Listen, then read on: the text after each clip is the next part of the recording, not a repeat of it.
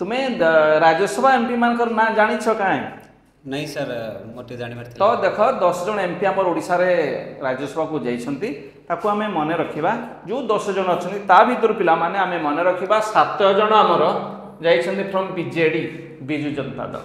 आउ जो 3 जन अछंती से माने हेले भारतीय जनता पार्टी जो 3 जन भारतीय जनता पार्टी अछंती सा भीतर जने एमपी आमर मंत्री भी अछन अश्विनी वैष्णव एंड आउ जने पिला सुजीत कुमार कलाहांडी रे ममता महंत जी मयूरभंज रे अछन तापरे सस्मित पात्र अछन सी आमर बीजेडी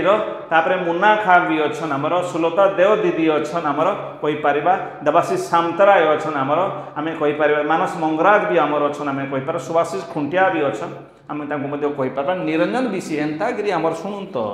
आमर 10 जन अच्छन तो मु एटाके सम्बलपुरी भाषा थी भी कहिछे आउ तमर कटकिया भाषा भी कहिछे कारण मु ओडिसा मु कटकिया नै कि मु सम्बलपुरी भी नै न तो पिला माने एंतागिरी हमकु मने रखबार अछि तो आमको एमती मन न रखिले आमे किछि जानि परिबार नै तो पिला माने थैंक यू जय जगन्नाथ जय मां समलाई।